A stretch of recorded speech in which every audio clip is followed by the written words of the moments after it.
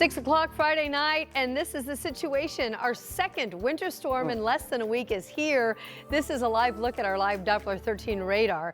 That snow started falling just around 11 o'clock this morning in downtown Indianapolis. And when you look at this, you can see the storm is still working its way across central Indiana tonight. So at 6, we begin in the Weather Center with Sean Ash, who's been tracking the storm.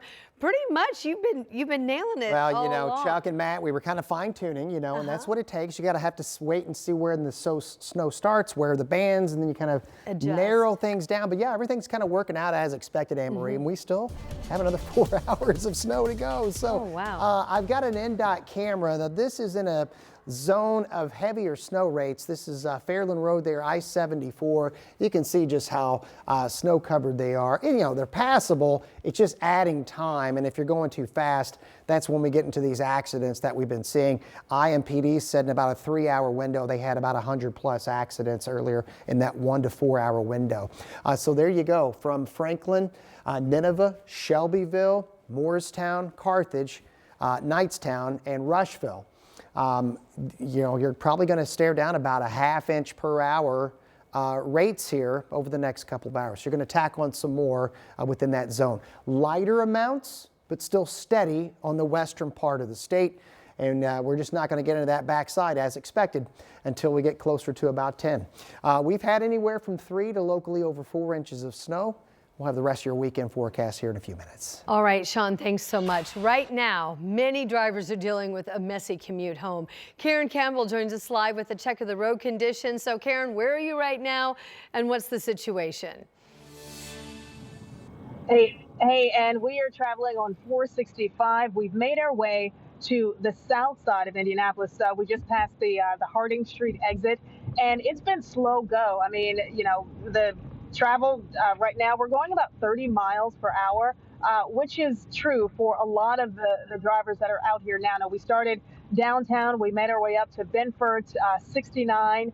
Yeah, the roads are definitely covered with snow. It's a little slushy, but you know what? Drivers, they're taking their precautions because they want to arrive to their destination safely. But yeah, it's still, a messy commute. If you're leaving your house or trying to get back home from work, just know that it's going to be slow going for the majority of your travel. And all right, Karen, thanks so much. While some Indianapolis neighborhood residents are growing frustrated that the snow we had earlier this week is still there, piled up on their streets as more comes down tonight. Marion County reporter Lauren Kosick spent the day looking into why that is, and she joins us now live to share what she's learned. Lauren?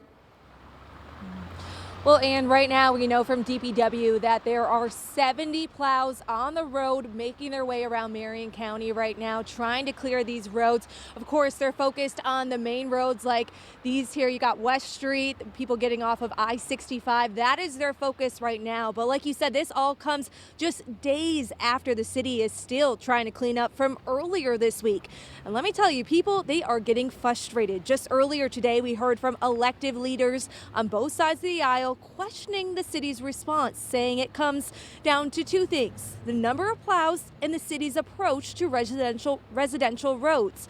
Now, back in 2020, the city switched from its 6-inch rule to connector streets, meaning plows now only focus on designated residential streets in busy areas. So that means some neighborhoods may never see a plow.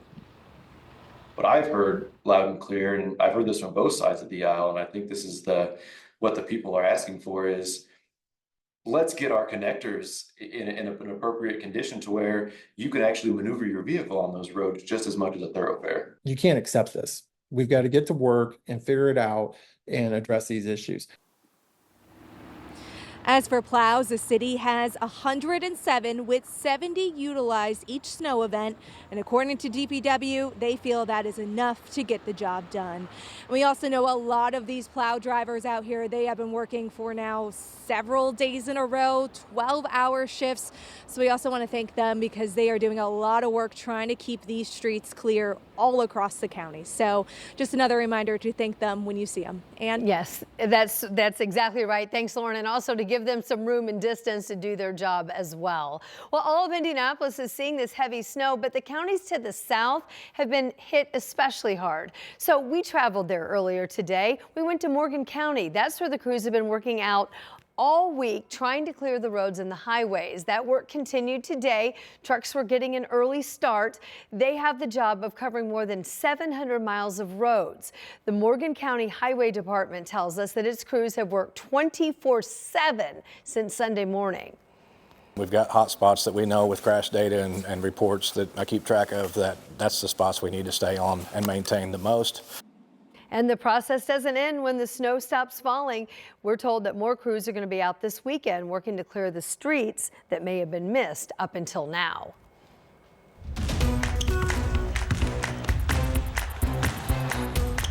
.604, and we are now officially less than an hour away from tip-off as the Pacers have a really big game tonight.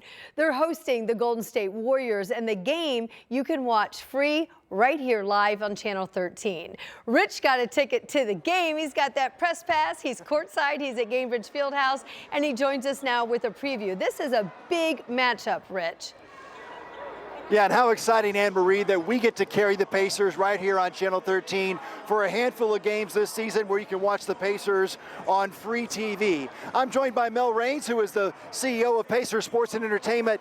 Mel, what does this mean for Pacers fans to get to watch the Pacers on Channel 13? I mean, it was a great opportunity for us to be able this season to take 5 games and partner with the most popular station in our market and a longtime partners, WTHR, and we're excited that more people can see these 5 games. We'll put up that schedule of 5 games so fans can see when those games are here on Channel 13. Again, starting tonight against the Warriors at 7 o'clock. How much did this grow out of the success of the Fever games on Channel 13 this summer? Absolutely. That was a great success for, I think, both of us, and we really enjoyed being able to have more homes in the market see those games, and so we'll see how these 5 games go as well. And what a great time with the Pacers undefeated in this new year. They've won 10 of their last 12. Why is this team playing better right now? Yeah, I mean, I think, sometimes it takes a little time for everybody to gel and to have Tyrese and Pascal and Miles, and we've got Drew back now, and I think that was a key piece of the lineup, and they're just hitting on all cylinders, and we're really excited for tonight.